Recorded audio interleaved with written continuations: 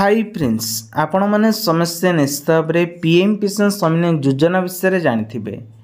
PM किसान सम्मान जुआरे चाषी भाई मानक पई आसी बहुत बड़ खुशी खबर। चाषी मानक एणिकी ग्यारंटी सहित 1,60,000 टंका नेकी 2 लाख टंका पर्यंत लोन जुगाई दौरान यही लोन केबेठू लागू हेबो।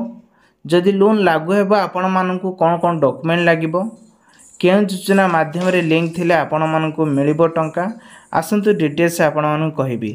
ता पूर्व कहि रखुची, जदि आपण जने प्रकृत हितकारी अछंती, जने योग्य चाषी अछंती, वीडियो प्रथम सुंदर देखिबा सहित वीडियो गोटे लाइक करंतु, चैनल को नया चैनल टे सब्सक्राइब करकंतु। आगु को एबले नुआ नुआ वीडियो आसिले आपण माने सर्वप्रथम निजे स्क्रीन ले देखि परिबे।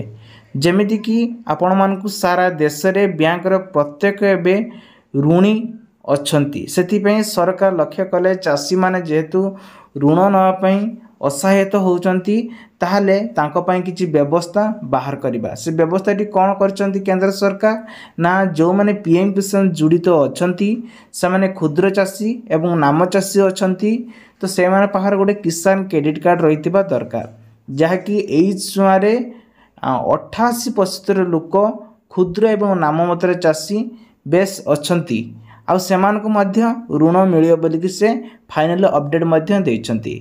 तेबे एई लोन केबेटू लागू होबो जानिबा ता पूर्वरु कोन कोन सबु कोन योजना रहिबा दरकार देखंतु।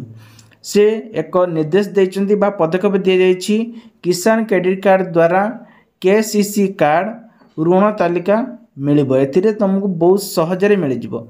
जदि आपण माने 2 लाख रो अधिक ऋण नउछंती, ताहले इस वार्षिक 4% नेकी सुध आकार 3 लाख टंका पर्यंत ऋण नहीं पारिबे।